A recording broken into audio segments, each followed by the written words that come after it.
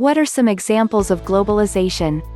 Growth in the number of universal standards worldwide, such as copyright law. International trade grows faster than the world economy. The growth of the shares controlled by the multinational corporations in the world economy. The development of the global financial system. More international cultural influences, such as through the export of Hollywood movies. Reduced cultural diversity. The fusion and innovation of various cultures. The gap between rich and poor may increase. International tourism development. Some developed countries plunder resources from developing countries. Some developed countries have dumped industrial waste into developing countries and caused environmental damage in developing countries. Civilization and conflict of values. Increased sharing of information resources through technologies such as the internet and telephone. Increased immigration, including illegal immigration. Terrorism is also globalized. Terrorists who participated in terrorist attacks often do not act in their own country and have nothing to do with their own country.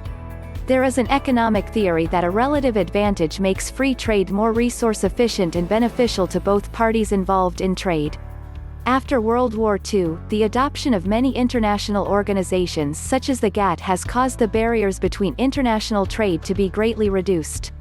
In particular, the World Trade Organization that evolved from the GATT. In the pejorative sense of the word globalization.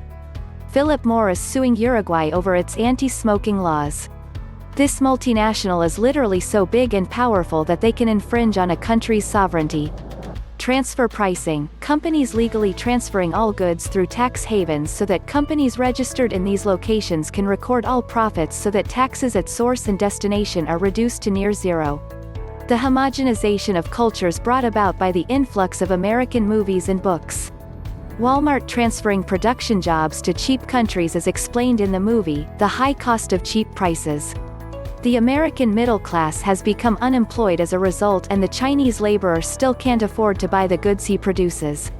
The middleman is taking all the profits and both abusing cheap laborers and betraying his countrymen. Mindless pursuit of wealth and without honor. In other times these individuals would be strung up and left to rot. The destabilizing effect of charity in third world countries. An economy is a system of relationships. Charity has an effect of creating artificial incentives that affect these relationships. Have charity but consider consequences. There are similar issues with first world legal sensibilities applied to the third world. The people in these countries can't afford lawyers, so end up with little justice, while everyone else is going on about how wonderfully correct their legal systems are. Yeah. I can't think of other examples just now. Globalization is the process wherein businesses and other such industries become increasingly involved abroad. It is the transport of goods, people and capital. This makes intuitive sense when considering the idea of profit maximization for firms in economies where there is minimum wage. I have to pay a minimum of £20,000 in the UK. Why not move to India where there is no such legislation? This idea is the globalization of production. Materials are sourced and products are made all over the world. For example, M&S moves their clothes production overseas for the very reason listed above. MNCs move to other, often economically inferior, countries with the aim of sourcing materials.